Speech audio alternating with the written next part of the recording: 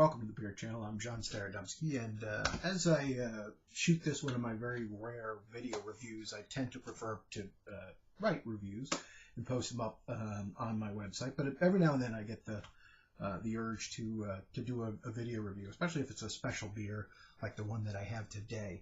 And that beer is Big Time Old Woolly Barley Wine, and it's not just a bottle of that you could run down and get from the brewery in Seattle now. It's actually a bottle of the 99 Old Woolly. So this is the stuff is bottled on December 1st of each year and released at the brew pub. But this one would actually be then 14 years old.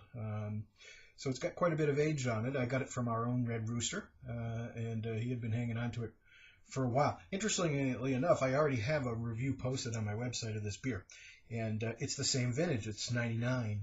At least I believe it was the 99, and that's when Red first went out there, and he brought me back a bottle then. And at that time, I drank the beer fresh, and I remarked on my in my review how good it was and that I thought it would age well, but I didn't have the patience to find out how well it might age. Well, now I'm going to find out.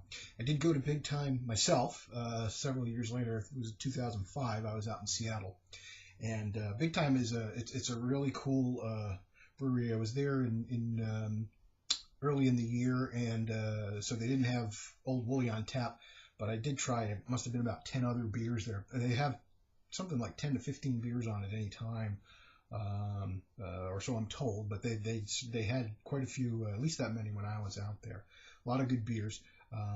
It's in a college area, and the food is pretty unpretentious. It's simple pub fare, but it goes good enough with the beer, and it's good enough to soak up a little bit of it, so you can try it. And they do sell samples of all their beers, so you can get a feel for all the different styles of beer that they have. Definitely recommend the place. When I was there, they had tons of brewery on all over the walls, which was cool. They even had a Narragansett beer sign from my old home state of Rhode Island, which I thought was pretty cool. So Old Woolly, I think this one is 9% alcohol by volume, but according to the website, it ranges from 8.5% to 9.5% year to year. So it's always different. It's never going to be exactly the same, or at least not all of the time, if you happen to have it at the brewery. So today I've got I don't happen to have a Big Time glass. But I do have this Heineken Tarwebach glass that I like, and it has sort of a wide mouth to let you really get the aroma from it. And it's a smaller glass, and this is a 7-ounce nip bottle. So let's see how this beer is aged out, shall we?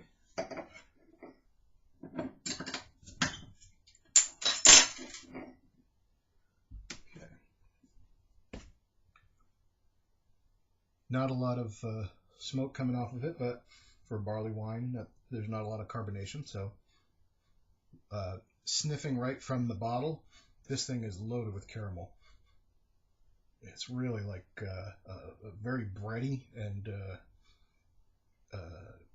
sweet caramel is really what I'm getting more than anything else. Yeah, there's almost no carbonation to this beer now, and it's sort of a light brownish reddish color, and you can see right there. Okay, so in the intermission there, I just snapped off a few pictures for posterity and for my website. Let's give it a whirl. Actually, the beer had a few minutes to breathe anyway. And I actually let the bottle warm up. It's been in my dedicated beer refrigerator, or DBR for short, for a while now. I got it from Red last March. So, and I've kept it in the beer fridge since then. There's a little sediment at the bottom of the bottle, but at this point I'm not sure if that's from conditioning or just the age of the beer.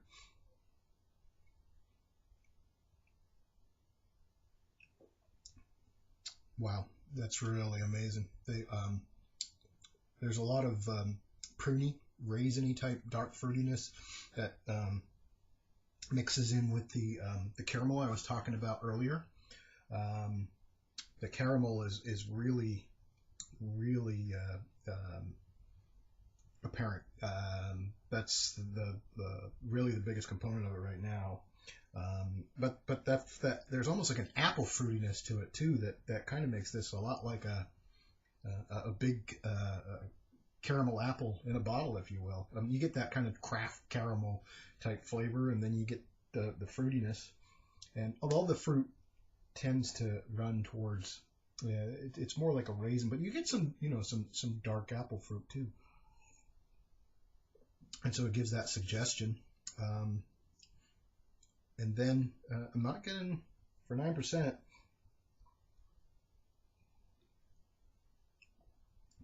I've allowed it to warm to let the alcohol come out a little bit, but there's a little bit of alcohol warm from the finish, but it doesn't seem like it's 9%.